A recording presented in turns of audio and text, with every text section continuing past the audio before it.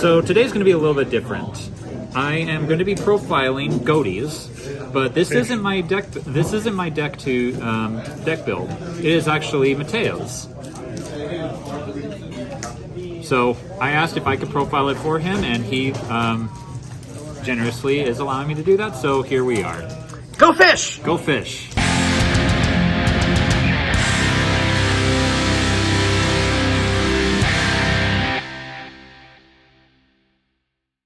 Hey everyone, thank you for tuning into Team for Men's YouTube page again. It is Andrew the Collector here. Like I said in the intro, I'm profiling Ghotis. Like I said, this isn't my build, it's Mateo's, so this strategy and build is based off of him. I'm just presenting it for him. So without further ado, let's go ahead and just jump on into it. So Ghoti is basically a deck that revolves around banishing and pretty much formula synchroning during your opponent's turn.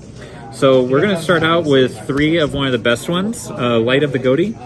Its effect is, it's a tuner, and its effect is that while it's banished during the standby phase, you can special summon it during your turn. And during the turn that it is special summon, which is basically during your opponent's turn most of the time, you can use it to synchro summon during your opponent's turn to kind of climb up the synchro ladder. That's basically the strategy of the Ghoti build to get up into their boss monster, which we'll get into in a few moments. The same thing goes with Fairy of the Ghoti. It's pretty much the equivalent of Light of the Ghoti. The only thing is that you want to have them banished at the same time, so that way they special summon during the same time during the standby phase. And during the turn that they're special summoned, synchro in to go into a level 8 or a level 6, and then use the other one to synchro in to go up the ladder. So we run a 3 and a 2 ratio for these ones. But the one, in my opinion, which is probably the better one, is Ruby of the Ghoti. While this card is banished, the difference is that these ones need to be special summoned during the standby phase. You can special summon this during any time during your opponent's turn. The only stipulation is that as soon as it's special summoned, you immediately have to synchro summon with it. So that's the only thing. These ones have to be special summoned during the standby phase, but you can synchro summon with them at any time during the turn. This one is the opposite, where you can special summon it during any time, but you have to synchro summon it with it as soon as it comes out. The next we have 3 Omen of the Ghoti. Basically, when this one is your level 4. When a fish monster that is banished, you can special summon this card from your hand. And then our next one is Shade of the Ghoti. Its effect is that while it's in your hand, you can banish 2 fish monsters from your graveyard to special summon them to your side of the field. So you have these 2 main ones as your non-tuner bodies while you have these are banished to help climb into your synchro ladder. Then we only have one of the Serenity of the Ghoti. Sentry. Sorry, can't read. It's basically its effect reads is that if this card is normal or special summon, you could target one of your banished level 4 fish monsters, special summon it in defense position, but its effects are negated. So it's basically a recur of any of your banished fish monsters during your turn. And its other effect is that you can banish 1 fish monster from your hand or face up on your side of the field to add a Ghoti trap from your deck to your hand. So it's a searcher for your traps, which is okay, but you mainly use it to get out your fish tuners so you can synchro up during your turn. And what's a good fish deck without a good Foolish Burial for fish monsters? To get these out, which you can banish the fish monster that you dump with this guy, get more bodies out onto the field or use this for any of your link plays or your exceed plays. Then we have Abyss Shark. It's Abyss Shark to get you your free body on board, to also have a level 5 or level 4 or even a level 6 to help with your synchro plays. Plus a free body in Silent Angler. If you control a water monster, you can basically special summon it from your hand for free. And 1 Bountiful Princess. Its effect reads is that when it's normal or special summon, you can banish this card and special summon a level 4 fish monster from your extra deck, or level 4 or lower, from your extra deck to get into any of your other bodies to go up into your synchro builds. Basically one of your better starters. And then speaking of starters, we have 3 Duskwalkers, and 1 Sapai. Your only use is to get into your Broken Ghoti level 6 synchro, which we'll get into in a sec. But basically, when you summon her, you can cheat this guy out from your deck to your side of the field and go into your Ghoti level 6. That's it for the main body of the monsters in the deck. Now off to the hand traps. 3 Ash Blossoms, because it's Ash Blossom. 3 Ghost Spell, it's Ghost Spell. And 3 Effect Veiler, because it's a once per turn monster negation. Now off into the spells. We have 2 of the deepest, or the most distant, deepest depths. Thank you, Konami, for that weird-ass name. While you control a finished synchro monster, this card cannot be destroyed or banished, so it's really good protection. And you can only use one of the following effects once per turn. You can banish 1 fish monster from your hand or graveyard to add 1 Ghoti monster from your deck to your hand. If a fish monster is normal or special summoned while you control this card, while this card's in your graveyard, target 1 fish monster you control, banish it, and if you do, add this card to your hand.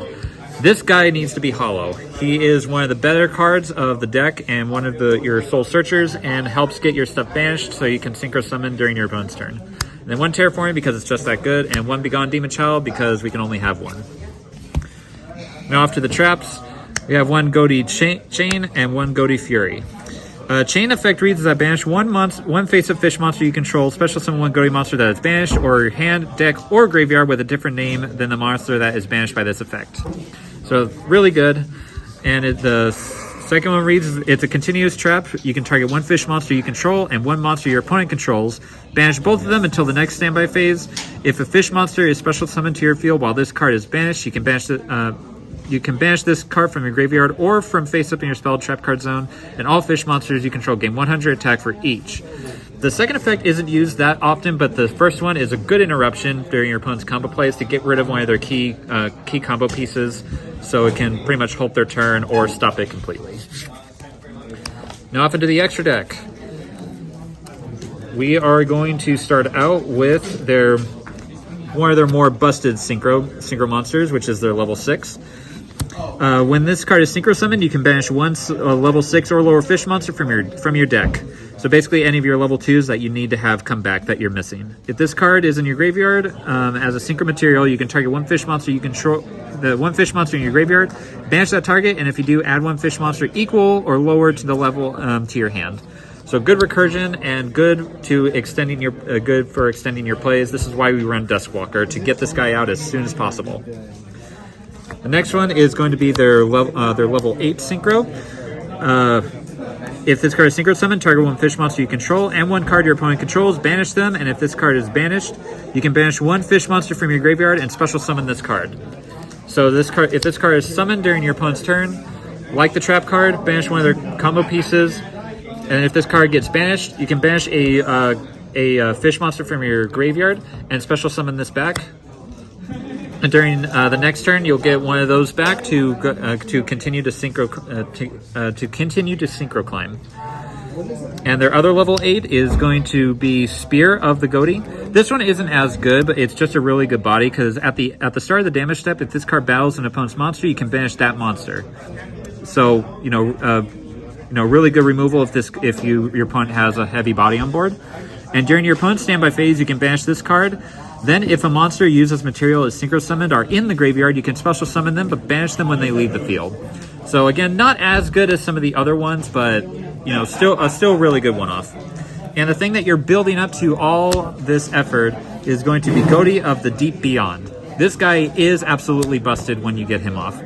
The original attack of this card becomes 500 times the number of banished monsters, either yours or your opponent's. If this card is synchro summoned during your opponent's turn, you can banish all cards on the field, including itself. During the standby phase for the next turn after this card gets banished, you can special summon it. Absolutely bonkers.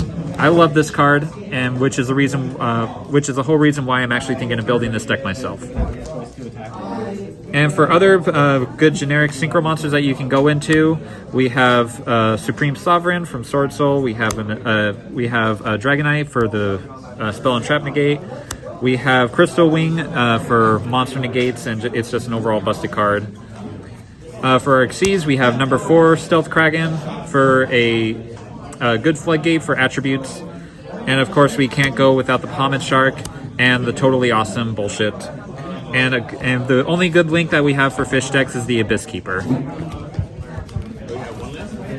That's it for the extra deck. Now off into the side deck. For the side deck, it's very generic. 3 Kaijus. Gamma Seal. Gamma Seal.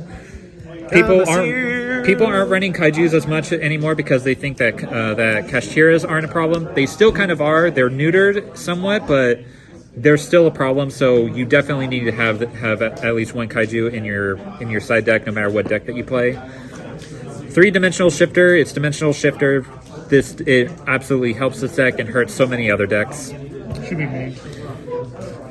Dark Ruler no more in case you have to go second. 3 Cosmic Cyclone for back row decks.